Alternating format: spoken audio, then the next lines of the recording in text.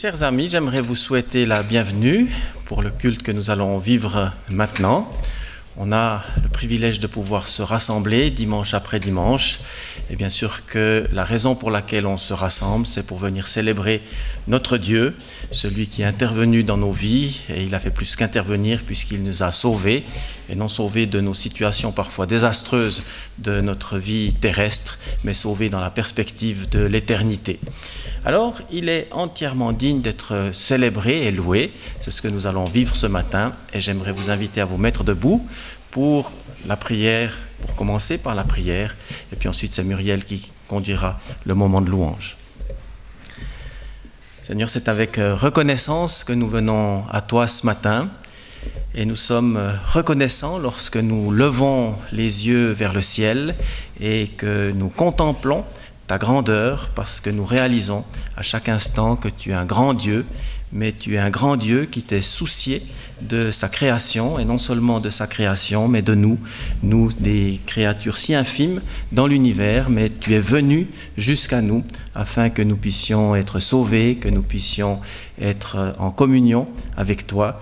Et ce que nous voulons exprimer ce matin par notre culte, c'est réellement que nous sommes en communion avec toi et que tu es digne de louange et que tu nous as rachetés, sauvés, afin que nous célébrions la gloire de ta grâce, ainsi que tu sois glorifié au milieu de nous. Amen. Alors je laisse maintenant Muriel pour le moment de louange. Voilà pour ce matin, vous le savez maintenant depuis le début du mois de mai.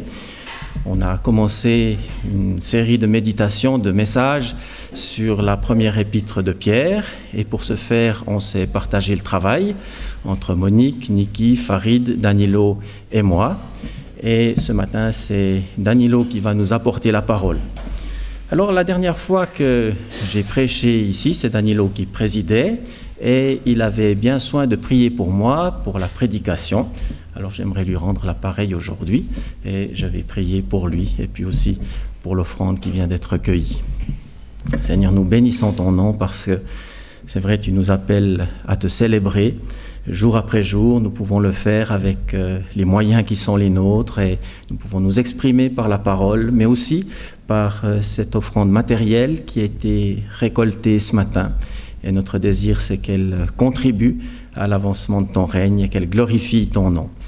Et puis, nous te prions, Seigneur, pour Danilo, et nous sommes reconnaissants, Seigneur, pour tout le temps qu'il a passé pour préparer le message de ce matin, pour méditer ta parole, pour en retirer ce qu'il estimait être bon pour nous ce matin, conduit par le Saint-Esprit. Et nous te prions, Seigneur, que tu sois avec lui, qu'il soit rempli de ton esprit et que cette parole puisse être reçue comme une semence de vie éternelle pour la gloire de ton nom. Amen. Alors, Danilo, c'est avec beaucoup de plaisir que je te laisse la place.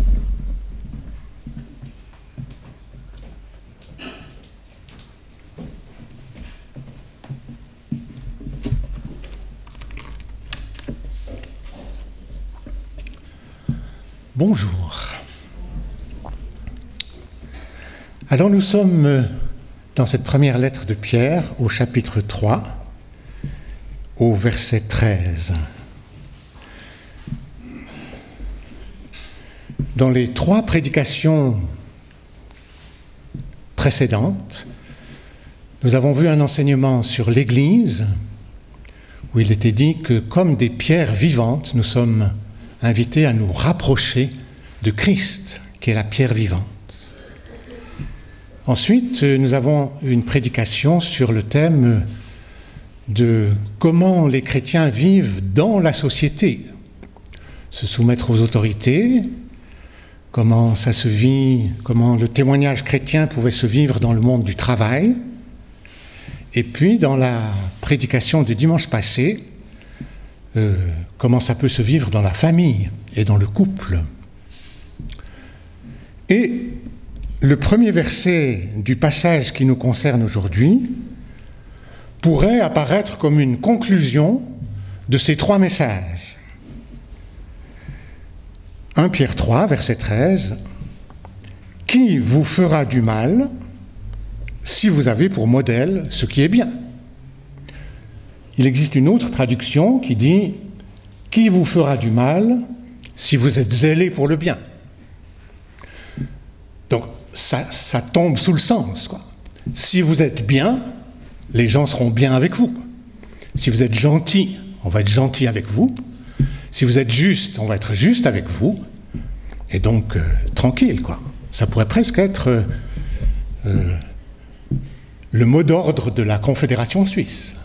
On est bien et on espère qu'on soit bien avec nous. Mais l'apôtre Pierre écrit à des gens qui sont décrits au début de la lettre comme des étrangers. Et ce n'est pas parce qu'ils sont étrangers, parce qu'ils ont changé de pays, mais ils sont devenus étrangers à l'intérieur de leur pays parce qu'ils ont reconnu Christ comme roi. Et ça les a rendus étrangers au milieu des leurs, et ce fait d'être étrangers dérange parfois. Il n'y a pas tous nos voisins qui sont contre nous parce qu'on est chrétiens, mais ça peut susciter des réactions, ça peut susciter des difficultés. De sorte que il ne faut pas s'arrêter à ce premier verset qui dit « Qui vous fera du mal si vous avez pour modèle ce qui est bien ?» mais il faut passer à la suite. Le passage sur lequel nous allons méditer aujourd'hui, je vais le prendre en 3 parties distinctes. Lisons la première partie. 1 Pierre 3, 13 à 17. « Qui vous fera du mal si vous avez pour modèle ce qui est bien ? D'ailleurs, même si vous deviez souffrir pour la justice, vous seriez heureux. » Là, le ton change, n'est-ce pas ? « N'ayez d'eux aucune crainte et ne soyez pas troublés, mais respectez dans votre cœur la sainteté de Dieu, le Seigneur. Soyez toujours prêts à défendre l'espérance qui est en vous devant tous ceux qui vous en demandent raison. Mais faites-le avec douceur et respect, en gardant une bonne conscience, afin que là même où ils vous calomnient, comme si vous faisiez le mal, ceux qui critiquent votre bonne conduite en Christ soient couverts de honte. En effet, il vaut mieux souffrir, si telle est la volonté de Dieu, en faisant le bien qu'en faisant le mal. Autrement dit, il y avait cette première logique, si vous faites le bien, vous allez récolter le bien, on va être gentil avec vous, entre guillemets. Et puis il y a cette autre logique, il se peut que vous expérimentiez cette autre logique, souffrir pour la justice, ou à cause de la justice. Et remarquez que dans ce cas-là, dans cette logique-là, Pierre ne fait que reprendre ce que Jésus lui-même disait. Dans le Sermon sur la montagne, ce que nous appelons les béatitudes, Jésus dit « Heureux ceux qui sont persécutés pour la justice, car le royaume des cieux leur appartient. »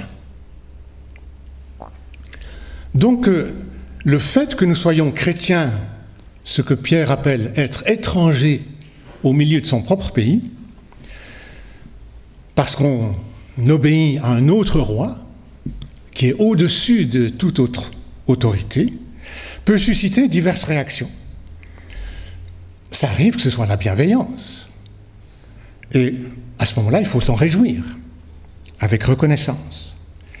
Mais ça se peut que ce soit l'opposition. Et dans ce cas-là, Pierre dit, accueillez-la dans la joie en regardant à Christ. Il se peut que ce soit même l'intimidation. Et Pierre écrit, n'ayez d'eux aucune crainte. Ne pas en avoir peur. Et puis il se peut, ça c'est le dernier cas prévu dans le texte, et c'est celui que j'aimerais le mieux, il se peut qu'on vous demande explication. Et dans ce cas-là, Pierre dit, eh bien, premièrement, tournez-vous vers le Seigneur, reconnaissez sa seigneurie, reconnaissez sa sainteté, et puis, deuxièmement, tournez-vous vers vos voisins, qui vous demandent raison de l'espérance qui est en vous, donnez l'explication, justifiez-vous de cette espérance, et puis, gardez cette attitude de douceur et de respect. Dans notre société occidentale, pour ne pas dire suisse, peut-être encore plus suisse que occidentale, ça doit assez peu, en tout cas ça nous est assez peu arrivé qu'on nous demande raison de l'espérance qui est en nous. On vous dira plutôt, toi tu crois ce que tu crois, moi je crois ce que je crois, et puis on ne se mêle pas trop.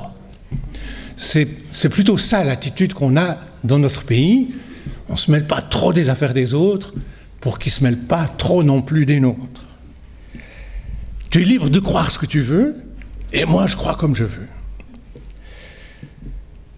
Il se pourrait que dans les temps qui viennent, ce que nous vivons, c'est-à-dire post-Covid, guerre en Ukraine, peut-être l'augmentation du prix du blé, celui du prix de l'essence, celui du carburant, celui de l'électricité, celui de l'énergie, il se peut que l'espérance devienne quelque chose d'intéressant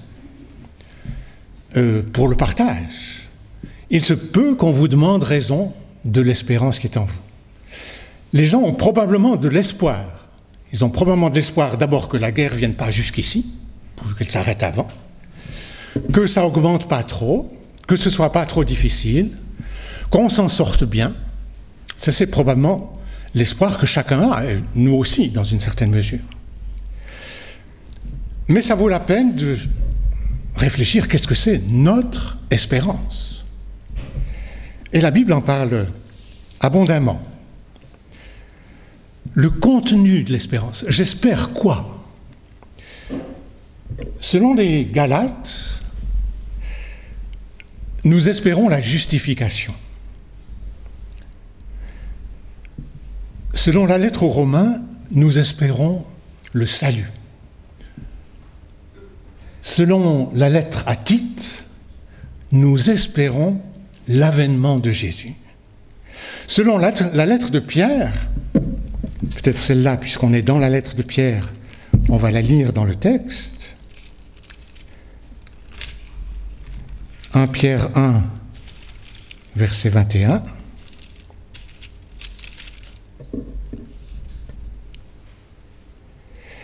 Par lui, vous croyez en Dieu, qu'il a ressuscité et lui a donné la gloire, de sorte que votre foi et votre espérance reposent sur Dieu.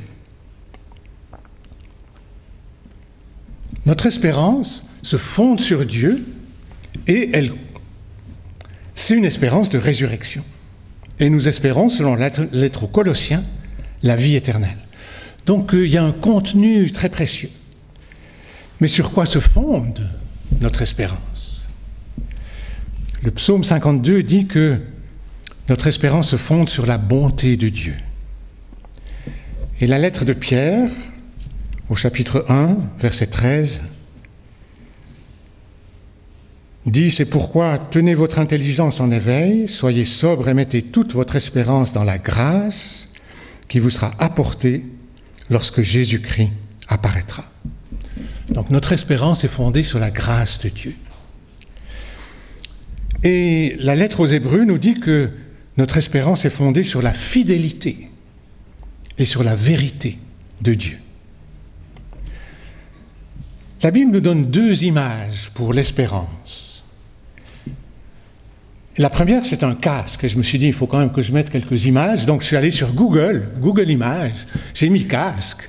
Et puis le premier qui m'est sorti, il y a les premières images qui tombent, les 50 premières images, c'est le casque de gauche, c'est-à-dire un truc comme ça. J'ai dit, mais non, c'est pas ça que je veux. Et j'ai cherché un casque qui protège bien la tête. Et puis, je sais pas, ça a fait son chemin dans ma tête. Et je me suis dit, mais oui, l'espérance, c'est peut-être aussi le casque de gauche, c'est-à-dire celui qui nous rappelle la parole de Dieu. L'espérance, c'est garder en soi la parole qui nous fortifie, qui nous encourage, qui nous tient debout, qui nous renouvelle. Mais je pense quand même que l'image que Paul voulait donner aux Thessaloniciens, c'était certainement pas cet engin qui nous permet d'écouter des choses qui sont faites à distance, mais c'était quelque chose qui nous protège la tête. Et si le casque nous protège la tête, il nous protège le lieu où on réfléchit. Il nous garde dans nos pensées. L'espérance est censée nous garder dans nos pensées. Que les émotions qui peuvent nous venir des nouvelles, des médias, de ce qui nous entoure, de ce qu'on nous dit, etc., et qui peut être troublé, eh bien que ça puisse être contrôlé quand même par nos pensées, qui gardent le cap. Il y a une deuxième image pour l'espérance qui est donnée dans la Bible, c'est l'ancre. Donc il s'agit d'un bateau, et sur le bateau il y a une ancre qu'on jette à la mer. Donc le bateau, lui, est sur un milieu mouvant, ça bouge, ça balance, ça pourrait même emporter au loin, et puis il est attaché avec une ancre qui, elle, s'accroche dans un terrain solide. Bon, il y en a aussi qui s'accrochent dans le sable. Il paraît qu'il faut différents... J'ai vu qu'il faut différentes ancres, suivant qu'on pense qu'on va s'arrêter au milieu sur un terrain sableux, ou marneux, ou rocheux. Mais disons que notre ancre, là, elle va s'accrocher près des rochers. Elle va se tenir à quelque chose de solide. Or, l'ancre qui décrit l'espérance dans la lettre aux Hébreux, il est dit que elle va s'accrocher au-delà du voile. Vous savez que dans le ciel, il y a un tabernacle qui a été ensuite représenté sur la terre. Et dans ce tabernacle sur la terre, il y avait un rideau qui séparait le lieu où les prêtres pouvaient aller du lieu très saint dans lequel se trouvait l'arche de Dieu. Et si donc l'ancre va au-delà du rideau, c'est que l'ancre, elle est dans la présence de Dieu. Donc l'espérance qui est comme une ancre, c'est ce qui nous relie, nous qui sommes sur un terrain vacillant, bougeant, avec des vagues et peut-être de la tempête, c'est ce qui nous relie à la présence même de Dieu, qui est immuable, qui est solide et qui est une protection qui nous encourage et nous tient debout. Voilà pour cette première partie. Donc nous sommes invités, dans ce monde où nous vivons, à ne pas craindre d'expliquer l'espérance que nous avons et de la comparer à l'espérance que nos voisins peuvent nous proposer. Pierre dit « N'ayez d'eux aucune crainte, mais sanctifiez dans vos cœurs Christ le Seigneur. » Moi, je vous confesse que quand je suis en discussion avec quelqu'un, toute ma tendance est de m'adapter à ce qu'il me dit. Toute ma tendance est d'essayer de ne pas le froisser, de ne pas le déranger, de ne pas le crisper, plutôt que de dire « je veux sanctifier dans mon cœur Christ le Seigneur ». C'est d'abord ça mon autorité. Et puis, je n'ai pas besoin d'avoir peur de la personne qui est devant moi. Mais je vous dis, je suis un apprenti, à 76 ans, je suis un apprenti dans ce domaine. J'ai beaucoup encore à apprendre dans ce domaine. Prenons la deuxième partie de ce texte. 1 Pierre 3, qui va de 18 à 22. Mais j'aimerais d'abord lire 18 et 22. Christ aussi a souffert, et ce, une fois pour toutes, pour les péchés. Lui, le juste, il a souffert pour des injustes, afin de vous conduire à Dieu. Il a souffert une mort humaine, mais il a été rendu à la vie par l'Esprit. Puis je prends au milieu de 21, il nous sauve à travers la résurrection de Jésus-Christ, qui est monté au ciel, a reçu la soumission des anges, des autorités et des puissances, et se trouve à la droite de Dieu. Donc, on voit bien l'enchaînement entre la première et la deuxième partie. Dans la première partie, Pierre dit, si vous faites le bien, en principe, tout ira bien. Mais si vous deviez souffrir, ayez confiance, témoignez, sanctifiez Dieu dans vos cœurs, et puis répondez sans crainte. Et le passage qui vient maintenant, c'est « Sachez que Christ aussi a souffert ». Donc si vous souffrez dans votre témoignage, soyez encouragés par le fait que Christ a souffert avant vous. Vous n'êtes pas seul. Ce n'est pas une expérience unique qui vous arrive. Ce n'est pas quelque chose d'extraordinaire. Christ aussi a souffert. Et pour Christ, comme il nous le dit, cette souffrance a conduit jusqu'à la mort. Mais, et c'est pour ça que j'ai tenu à coller le 18 et le 22, parce qu'on voit la trajectoire entière. Pour Christ, la souffrance va jusqu'à la mort, mais au-delà de la mort, elle est suivie de la résurrection et de la victoire. Et dans notre foi chrétienne, je pense que c'est indispensable de tenir les deux. Quand on entend parler de la souffrance, c'est difficile d'entendre parler de la souffrance. Et on a envie de passer vite à la victoire. Et c'est vrai, Christ est vainqueur, Christ est ressuscité, Christ est monté au ciel, Christ règne, c'est vrai. Mais il ne faut pas passer à la légère sur les souffrances de Christ. Il faut tenir les deux. Il y a aussi, parmi la grande famille des chrétiens, il y a des chrétiens très axés sur la souffrance de Christ, qui méditent beaucoup là-dessus. Il ne faut pas qu'ils oublient que Christ est vainqueur. Il faut tenir les deux. Mais j'aimerais juste repasser ce que peut signifier la souffrance de Christ. Pour lui, ça a été un chemin à parcourir seul. Avant sa mort, Jésus parle avec ses disciples et Pierre lui dit « Mais tu nous dis que tu pars, mais on ne sait pas où tu vas. Explique-nous. » Et Jésus répond à Pierre dans Jean 13, 36, « Là où je vais, tu ne peux pas venir avec moi. » C'est un chemin que je parcours seul. Jusqu'à ce bout, tu ne peux pas venir. Après cela, Judas trahira, Pierre reniera, et l'ensemble des disciples s'enfuiront. Donc Jésus est seul.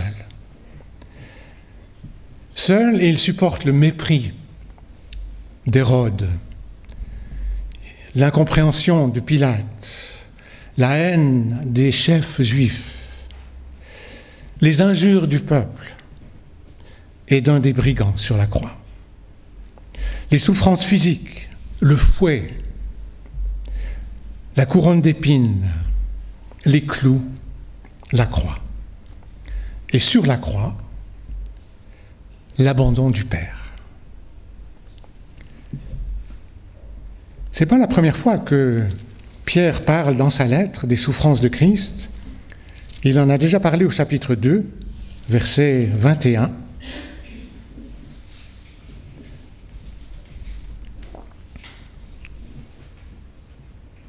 Christ aussi a souffert pour nous, vous laissant un exemple, afin que vous suiviez ses traces.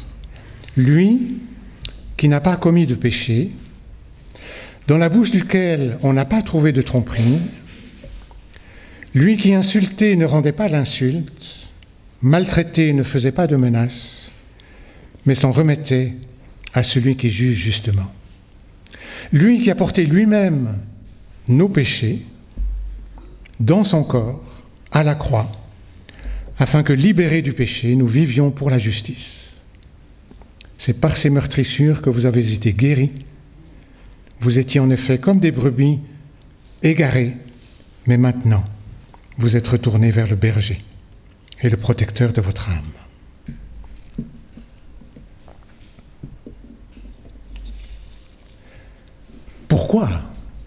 Pourquoi Jésus a dû souffrir? Dans notre passage, il est dit que Christ est mort pour les péchés pour nos péchés. Il est dit qu'il est mort juste pour des injustes, mais c'est nous les injustes, afin de nous conduire à Dieu. Donc Jésus a accepté de passer par ce chemin de souffrance parce que son objectif était que nous parvenions à aller vers Dieu et être accueillis par lui. Soyons dans la reconnaissance pour cela. Alors, on a lu les versets 18 et 22 parce qu'au milieu, il y a un passage un petit peu étrange, mais qu'on va lire quand même. J'ai dans ma bibliothèque 7 volumes qui ont chacun le titre « Encyclopédie des difficultés de la Bible ». Et dans cette encyclopédie des difficultés de la Bible, il y a sur ces 2 versets 20 pages d'explications. Donc je vous en fais grâce, je ne vais pas vous les lire. C'est vrai, c'est un texte difficile. Alors, on va le lire, et puis après je vous donne ce qui me semble, ce que je comprends de ce texte. Alors, 1 Pierre 3, 19. Donc juste avant, il était dit, Jésus a souffert une mort humaine, mais il a été rendu à la vie par l'Esprit. C'est alors aussi qu'il est allé faire une proclamation aux esprits en prison. Ceux-là même qui avaient été rebelles autrefois, lorsque la patience de Dieu se prolongeait, à l'époque de Noé, pendant la construction de l'arche. Un petit nombre de personnes, à savoir 8, sont entrées dans ce bateau et ont été sauvées à travers l'eau. C'était une figure. Nous aussi, maintenant, sommes sauvés par un baptême qui ne consiste pas dans la purification d'une impureté physique, mais dans l'engagement d'une bonne conscience envers Dieu. Il nous sauve à travers la résurrection de Jésus-Christ. Donc ce passage est un peu étrange parce que il dit que Christ est allé faire une proclamation aux esprits en prison. Donc il y a d'abord les théologiens qui disent est-ce que ces esprits sont des esprits ou bien est-ce que c'est des anges ou est-ce que c'est des hommes? Ça donne 3 écoles. Parmi les 3 écoles, il y a ceux qui disent ces esprits en prison, est-ce qu'ils sont dans une prison physique ou dans une prison spirituelle? Ça fait 6 écoles. Après, vous avez ceux qui disent mais c'était au temps de Noé ou bien c'était après, etc. Pour ça, il y a 20 pages d'explications. Il y en a qui sont, où on peut voir, c'était pas tout à fait correct. J'en retiens une, on ne s'inquiète pas, c'est peut-être pas la seule, c'est peut-être pas la bonne, mais il me semble qu'elle est quand même assez bien. C'est que Christ, quand il est ressuscité et qu'il monte au ciel, il entre dans le domaine du ciel, il va faire une proclamation aux esprits en prison. Qu'est-ce que c'est que ces esprits en prison? Il y a toujours eu des esprits au service de Dieu, et certains ont été désobéissants. Il en est parlé justement dans la Genèse, au chapitre 6, que des esprits sont venus, des anges sont venus sur la terre, etc. Donc, il y a des esprits qui ne se sont pas soumis à Dieu. Et ces esprits ont été, en quelque sorte, arrêtés. Et quand Christ est ressuscité, tout lui est soumis. Il a vaincu la mort, qui était le dernier ennemi. Donc, il règne totalement sur tout. Et il va dire à ses esprits, maintenant, c'est moi qui règne. Maintenant, le signe de ma victoire, il fait une proclamation à ses esprits qui ne peuvent que reconnaître sa seigneurie. Donc je vous lis les 5 lignes de l'encyclopédie. Le Christ, sur sa lancée de sa résurrection, est allé proclamer sa victoire devant les puissances célestes déchues et condamnées. Cette proclamation se situe sur une trajectoire ayant la résurrection comme origine, passant par l'ascension, débouchant sur la session glorieuse aux côtés du Père. C'est un aspect du triomphe de Christ, sa glorification devant des puissances spirituelles vaincues. Mais pourquoi est-ce qu'il est question de Noé dans cette histoire? Il est dit que Christ a souffert. Et pour nous, ce qui est le plus évident, c'est que Christ a souffert en tant qu'homme sur la terre. On l'a vu par l'abandon de ses disciples, les souffrances physiques, la croix. Pour nous, c'est clair. Mais Pierre, dans sa même épître, disait déjà, au chapitre 1, « L'Esprit de Christ était dans les prophètes lorsqu'il attestait d'avance les souffrances du Messie et la gloire dont elles seraient suivies. » Et donc, l'Esprit de Christ, Christ qui n'était pas encore un homme sur terre, mais qui vivait déjà, son esprit était dans les prophètes. Et imaginez les prophètes qui prêchent, qui disent qu'il faut revenir à Dieu, qu'il faut obéir aux commandements, qu'il faut aimer son prochain, etc. Et le peuple qui néglige, qui méprise, qui se détourne, qui désobéit. L'Esprit de Christ qui est dans les prophètes, il souffre déjà de la désobéissance des hommes. Il a déjà une souffrance, une tristesse due à la désobéissance des hommes. Et alors, parmi tous ces prophètes qui ont annoncé Christ, eh bien, je pense que Pierre donne un exemple. Regardez Noé, pendant je ne sais combien d'années, je crois que c'est écrit, mais j'oublie combien c'est, pendant tant d'années, il construit l'arche, et pendant tout le temps où il construit l'arche, il est témoin pour Dieu. Il dit, je construis une arche parce que Dieu est fâché. Dieu va punir l'humanité de son péché. Et les hommes n'écoutent pas. Et donc, au temps de Noé, Christ a souffert. La tristesse de voir que personne ne réalise l'appel au salut, sauf 8 personnes qui entrent dans le bateau et qui sont sauvées au travers du déluge. Voilà, pour ce passage un peu difficile. Je prête mon encyclopédie ou des photocopies à qui veut s'intéresser aux 20 pages concernant les versets 19 et 20. Nous passons à la troisième partie. Pardon. Je m'oublie. Ce sera plus court. 1 Pierre 4, versets 1 à 6. Ainsi donc, puisque Christ a souffert pour nous dans son corps, vous aussi, armez-vous de la même pensée. Celui qui a souffert dans son corps en a fini avec le péché, afin de ne plus vivre en suivant les désirs des hommes, mais la volonté de Dieu pendant le temps qu'il lui reste à vivre ici-bas. C'est déjà bien suffisant d'avoir par le passé accompli la volonté des non-croyants en marchant dans les désordres, les convoitises, l'ivrognerie, les orgies et autres beuveries, ainsi que dans les idolâtries criminelles.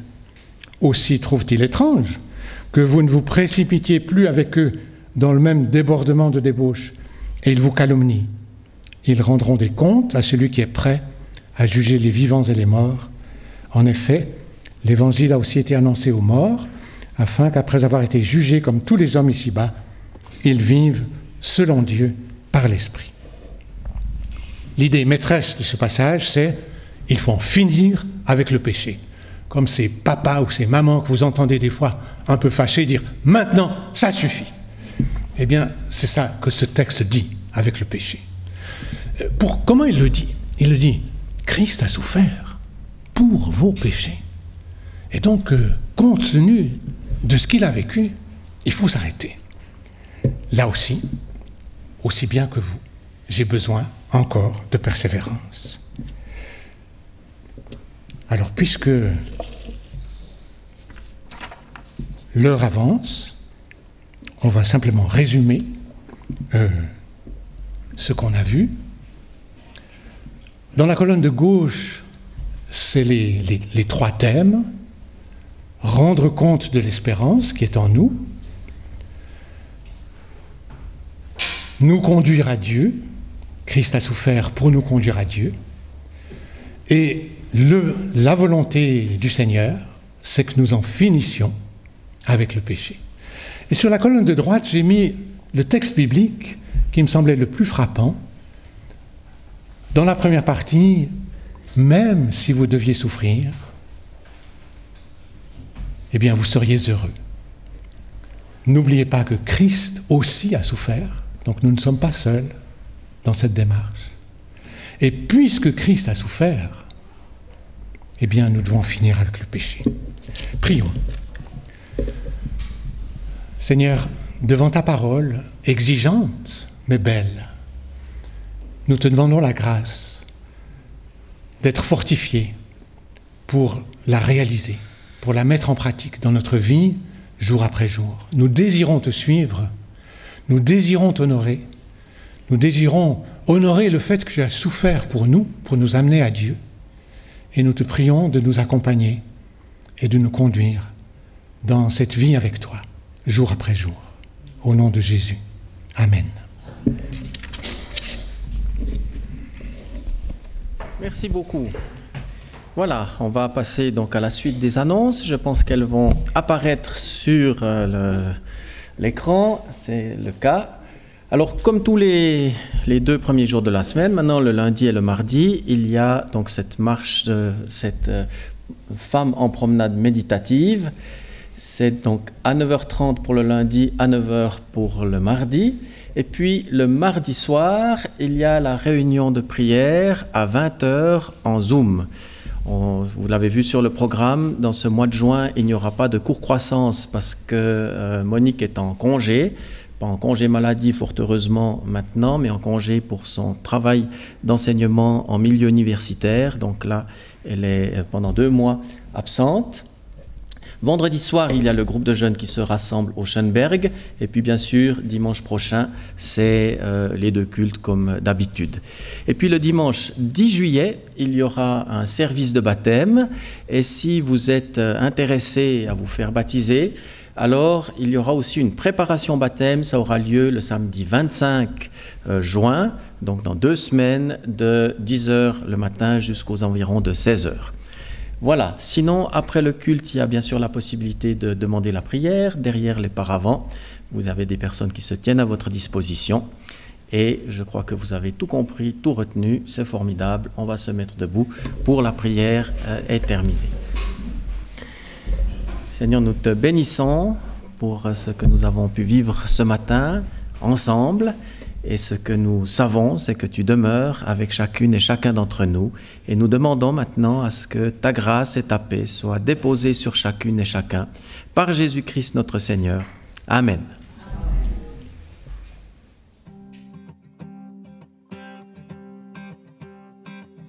Quittant la gloire de ton ciel, tu es venu sur terre.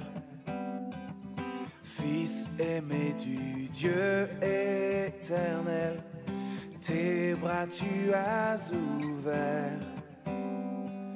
Ta grâce a bouleversé le cours de notre humanité. Nous crions ensemble, victoire, Christ est la lumière du monde.